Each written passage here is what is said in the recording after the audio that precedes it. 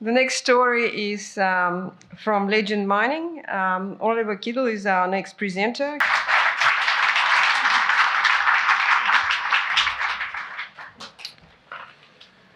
Thank you to the PayDirt team, Dom, Bill, Michelle, for giving the opportunity for Legend to present the Legend story yet again. The differing thing for Legend on this first session panel is we're exclusively explorers. So the presentation today is called Unlocking Rockford, and that's specifically around talking about the new discoveries. There's new nickel discoveries, and we say discoveries. We've made the discovery of massive nickel copper sulfide at Mawson itself, but discoveries because we have the firm belief here at Legend that we're sitting on a very, very prospective land tenure, and there's multiple discoveries to be made. The standard disclosure I'll take as read. Legend prides itself on its stakeholder engagements, and as Dan touched on, ESG is at the forefront of every presentation today. Legend is no different. Our updated policies and procedures can be found on the Legend website. So today I'm going to be talking about the nickel market commentary. I won't say a lot on that because obviously we just had Angela give a pretty good overview, and every presentation today will likely have a summary on it, but I'll give a summary on it from a Legend perspective. We'll talk about Legend, the investment case, our project, the Rockford project. We're a rare company. We have just one project in the Fraser Range. The Mawson prospect, which is our lead prospect, which was our discovery in 2019. Our regional exploration portfolio, which is the next pipeline of targets which will deliver the next discovery. And the remaining activities for what is fast coming to a close for 2021. But in summary, it's effectively a green metal story from a project with enormous growth potential. On the nickel side of things, Legend's positioning itself to capitalise on nickel as a critical metal as part of this EV evolution. And we've done this through having a dominant land holding in the Fraser Range, circa 3,000 square k's of what we believe is one of the most underexplored nickel belts in the world. As you can see there, this is a very similar, albeit a little bit more bullish diagram than what Angela presented from Woodmac. We're specifically targeting this Class 1 nickel in the Fraser Range, and it's all about the evolution of the growth of EVs, and specifically the growth of up over 500% in the next decade, and nickel becoming 30% of the market. And this Class 1 sulfide nickel that we've found at Mawson is a critical component to this evolution. The corporate snapshot of Legend, we've got 2.7 billion shares on issue. 65% of our shares are held by our top 20. Staggeringly, 54% are held by our top 4. We've got 26 million in cash, so well funded. We have another 10.5 million of options in the money, and we have no debt. I think the key for me as an investor in the junior resources space is the people in the photos there listed there, and the directors and senior management have all purchased shares in Legend on market with after-tax dollars. So nothing speaks more volumes than skin in the game, and everybody on that page there has skin in the game. So why invest in Legend? Well, it's about the people. We have experienced corporate and technical team at Legend. We're ably supported by really, really good relationships with joint venture partners and major shareholders being IGO and Mark Creasy. We have the biggest block on the best street, and I'll talk to this later, so it's 3,000 square k's in one of the most underexplored nickel belts in the world. Nickel's the future-facing commodity, which I've touched on. We've got the cash to go forward and explore at a pretty aggressive rate to deliver these next discoveries. And our discoveries are built upon systematic exploration at Legend. You'll always hear about a systematic exploration approach. That's what's delivered the Mawson discovery in December 2019. The systematic nature of mapping the chonolith through this year has also delivered 3 new zones of massive sulfide. And then from the regional side of things, we've got a pipeline of targets. We've got over 30 untested targets, plus we're starting to advance some more advanced prospects with diamond drilling, which is currently underway. And today we'll get a look at that for the first time of more than just dots on maps. The last point there about expenditure, we've got 15 million earmarked and we'll meet $15 million worth of expenditure at Legend in the Fraser Range this year. And you do a direct comparison to what Peter just touched on there at IGO. IGO are spending 33 million in the Fraser Range. So that's not just a commitment from Legend, that's a commitment from IGO. But you can see 15 from a circa 200 mil market cap, 33 to a 7 bill market cap. Legend's definitely punching well above their weight. So the ROCKFORD project, like I said, we're a single project company. It's in the Fraser Range, located 300 k's east of Kalgoorlie. It's our dominant tenement holding is 120 k's north of Nova. We're 100% within the Fraser zone, so that's where you have to be for the Proterozoic style rocks for these style of deposits, specifically targeting orthomagmatic nickel, copper, cobalt deposits akin to Nova and silverite. One of the things that we always touch on that can be just glossed over on these maps is the actual outstanding infrastructure that services the project, namely being the Trans-Australia Railroad, which runs right through the southern portion of our tenure. So it's a mere 30-kilometre rail spur from the Trans-Australia Railroad through to Mawson. So that opens up mass optionality from product in, product out. So why explore the Fraser Range? Well, the prospectivity was identified by Newmont in the 1960s. The confirmation of that prospectivity came from Sirius with the discovery of Nova Bollinger in 2012, and the validation literally came earlier this year with IGO acquiring the second known deposit in the belt, which was silverite. Add into that the additional discoveries of Mawson, plus the fourth known occurrence of massive nickel copper sulfide at Octagonal, which I'll talk about publicly for the first time today. It all evolves around the size of the prize. And the traditional, Kambalda, good-sized discovery, 70 to 100,000 tonnes of contained nickel. Nova Bollinger's 325,000 tonne of contained nickel, and that's very much the size of the prize. And as Dan touched on, it's not so much these days the focus on nickel grade. The average Proterozoic deposit is circa 2% nickel, but it's very much about the tonnes and being able to produce those nickel units. So the main players in the Fraser Range, and this map's changed and evolved quite a bit over the last 9 years, 10 years. It's down to basically two main players now, which is IGO and Legend. And as you can see there from the orange in the centre, Legend has effectively 50% of the most underexplored nickel belt in the world, we believe. So purely from an investor point of view, if you take Legend at circa 200 mil market cap, Legend clearly is the leverage play. So just looking at our lead prospect now, which is Mawson. Oops.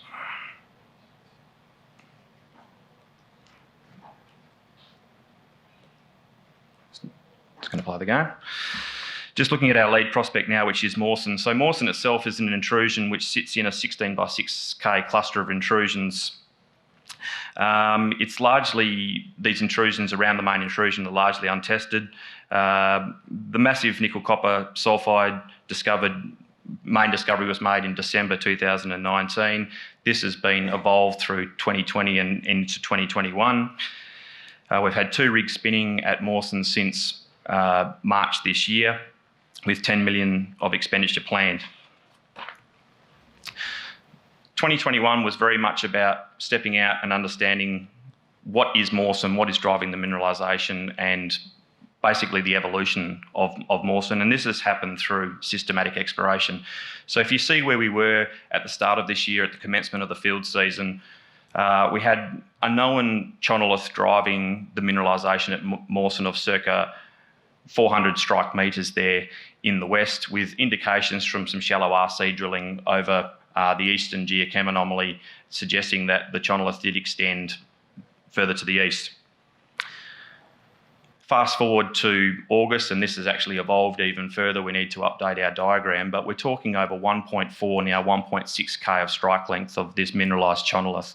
The other thing to note here as well is obviously the evolution of that grey mesh around the outside, which is actually the gravity model, which is driving the fundamental 3D model for exploration here at Mawson. So you can see a dramatic evolution.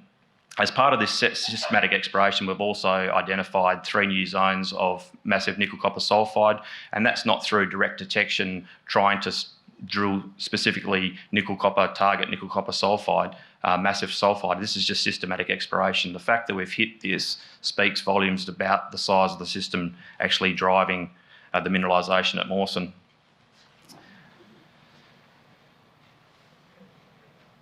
So just to look at this in 3D, which makes it a bit simpler. We're looking here largely at the red, which is the gravity inversion model. This is the constrained gravity inversion, how this has evolved over this year. Effectively, what the red is telling us, that's a proxy for this mineralised intrusion, which is the chonolith, which is driving the mineralisation at Mawson. As I touched on, the systematic exploration has stepped out nominally 200 by 200 space drilling. We've now encountered 3 zones of massive nickel copper sulfide. Wherever this intrusion appears to thin, where it focuses, it drops out massive sulfide. And that's a really good sign, because all these holes that we're stepping out and drilling, when they hit intrusion, it's the right sort of intrusion and it's carrying nickel copper sulfide. When it gets the correct focusing mechanisms, it does drop out the massive sulfide, and that is a really good sign for a fertile, well-endowed system. One of the things that we're currently working on at the moment is the evolution of this, what's driving this potentially at depth, and we're working on the structural model currently, and that's what will be reported to the market in coming weeks and months, and that's a very much watch this space. In addition to obviously exploration, we're obviously very, very confident with what we're sitting on there at Mawson. So we've done some de-risking, and a quick plug here to Strategic Met and Nick Vines. I can see him up the back there, who did the Met on this for us.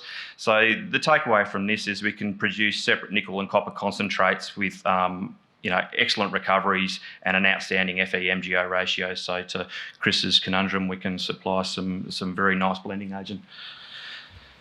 In addition, we've also completed our first stage environmental. There's no PECs, no TECs, so that's a clean bill of health for first pass environmental at Mawson itself.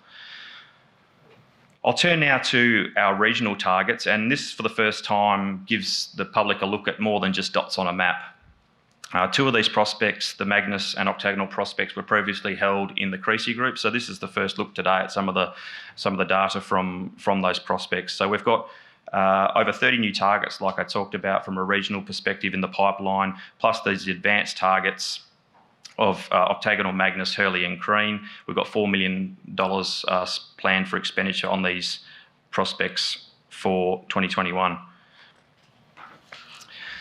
So Magnus and Octagonal are 2 prospective intrusions, 2 fertile intrusions that sit on the same structure which hosts Nova and Silverknight, the 2 known deposits in the belt. They're distinctive eye-shaped features, and for the geos in the room, these eyes are just fold interference patterns. They've been defined by extensive air core drilling, identifying the right rocks, prospective rocks with nickel copper sulfide, and we've taken the next step, gone in with some diamond drilling, some focused EM to start to evaluate these intrusions at depth. So we look at Magnus, which is the first one. So it's a distinctive eye feature, circa 4.5 by 1.2K. Initial air core drilling identified effectively the same host rocks as Voisey's Bay. So these are these troctolites. The first diamond hole, I was on site last week, had a good log of that diamond hole myself, and was actually really encouraged by just the quite intense nature of changes from troctolite, norite, all the different pulses, and this fine sulphide through these troctolite zones, which was really quite encouraging. From a depth perspective, we think the basal contact would be around below 600 metres, so that makes EM interrogation difficult, so reliant on drilling.